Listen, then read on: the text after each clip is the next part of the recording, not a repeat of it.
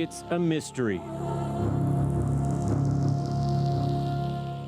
At least 15 North Atlantic right whales dead in just a few short weeks, leaving few clues but carcasses littering the shores of the East Coast. A fragile population that was just coming back from the brink of extinction. Now a mystery that needs unraveling. We're still trying to help this population recover one whale at a time.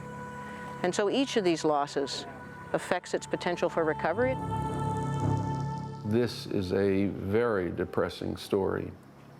And if the mortalities continue at anything what they have in this last year, if they approach it, we've got a situation that we may not be able to turn around. Bring it forward.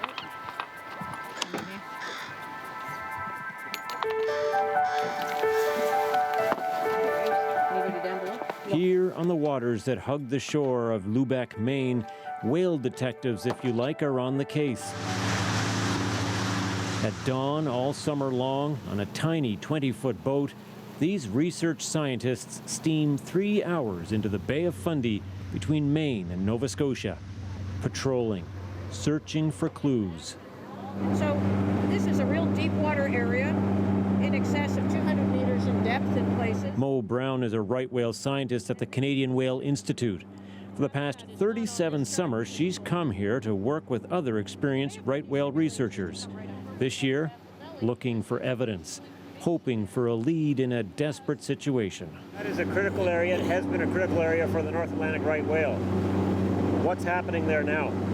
Well, this year has been a year with very few sightings. So we had a couple of dozen right whales the end of July, early August. And then we had a lot of surveys with no right whales sighted. And that's what has researchers on edge. To lose so many whales in one summer is much more than tragic. It's a catastrophe for one simple reason. Fewer than 500 North Atlantic right whales are left on the planet. They are solitary and in their own way mysterious, and they don't give up their secrets easily. We're just looking over the surface of the ocean. There is magic by seeing the birds, but there is also tremendous magic by seeing a whale surface up. We know we can collect a little information on that whale and contribute to our understanding of it, and then it disappears again, and we're essentially just looking at the surface of the water. So the magic lies below.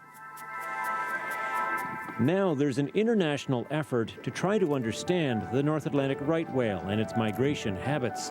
This mother and calf was spotted in the Gulf of St. Lawrence this summer. Like spiky things breaking the surface of the water, and then again. Hundreds of groups, from regular citizens to respected scientists up and down the coast of North America, are part of this Herculean effort to save a species. Yeah, I see. It's just like a tree branch or something. Yeah. But get this, researchers are baffled.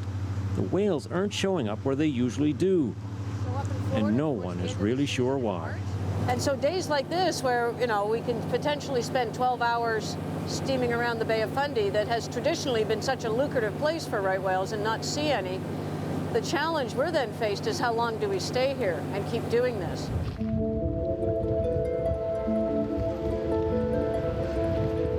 So when the trail goes cold, try to retrace it. Here at the farthest tip of Cape Cod in Provincetown.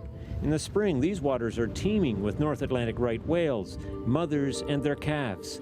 A feeding frenzy before heading further north to Canadian waters. When the doors open to break the surface of the water, it makes them incredibly difficult to see.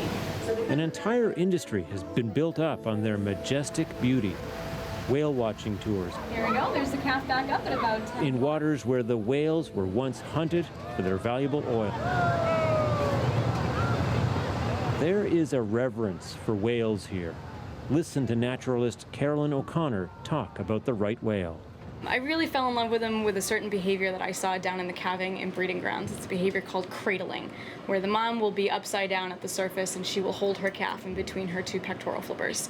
And it's very much a bonding situation. I'm sure other species do that as well. I've only seen it with the right whales. I'm sure humpbacks do that as well, but that's what made me fall in love with them. And they're not a species that gets enough attention, in my opinion. So I'm kind of, like I said, advocating for them a little bit. And the right whale desperately needs advocates. The mammal's birthing rates are dropping. Add to that the untimely deaths this summer. These mammals, who can live as long as humans and only reproduce every 3 years, are in trouble. Charles Stormy Mayo, right whale scientist with the University of Massachusetts, is based here in Provincetown, where they have not seen the carnage of right whales found in the Gulf of St. Lawrence. There's too many whales dying in one location. There are times we have 200 whales in Cape Cod Bay. They pass through shipping lanes and very active fishing areas, and we do not have that number of entanglements or ship strikes. And he fears that the number of deaths could in fact be much higher. There may very well be a number of carcasses that weren't found.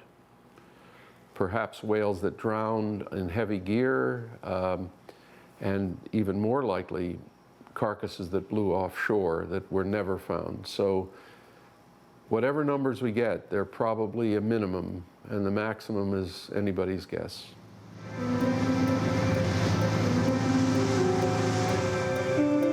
From here, the right whale mystery only deepens. Instead of coming to the Bay of Fundy to feed, they're going farther north to the Gulf of St. Lawrence, in unfamiliar waters where this summer's unprecedented tragedy unfolded. Scientist Amy Knowlton. Their food resources are shifting. What brought right whales here to the Bay of Fundy was significant plankton levels. What we're seeing now is that these plankton patches don't seem to be happening, certainly not in the time of year that we're still here. Whether it's happening earlier, whether it's not happening at all, we don't know the answer to that. Back in Lubec, Maine, at Whale Research Headquarters, in a shabby old Victorian house turned lab, Amy pulls up the stark photos from this summer. Image on the left here is the carcass with a lot of the skin is gone. Some of them entangled in fishing gear, others showing signs of blunt trauma, most likely being struck by a ship in one of the busiest shipping lanes in North America. We have an extensive photo ID database. Amy knows these whales like family members. Each one has identifying features.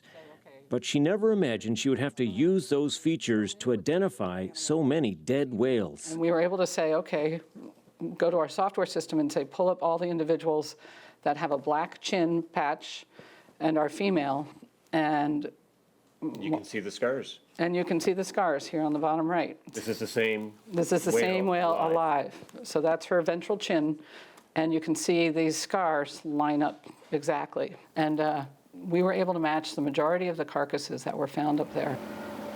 It was a difficult summer for these scientists. I think we have all been tracking these individuals throughout their life. You know, we know how many calves they've had. We know who's fathers. We just know so much about the individuals. So it's personally heartbreaking to me. Now the next step is trying to find a way to minimize the threat to right whales. We're testing some ropes in Massachusetts with some lobster fishermen down there. They developed these like Chinese finger type sleeves, working with a rope manufacturer, that are of 1,700 pound strength, and they can splice them into their end line every 40 feet. And the hope is that if a whale hits that particular end line, that it's going to break it instead of start wrapping itself up in the heavy gear that's attached. Defined shipping lanes that steer vessels away from areas where whales gather can also greatly reduce deaths. They know it works. It's been done in the Bay of Fundy. Time is of the essence because we expect right whales to return to the Gulf of St. Lawrence next summer. So we still have our work cut out for us. These animals are still holding a lot of secrets from us.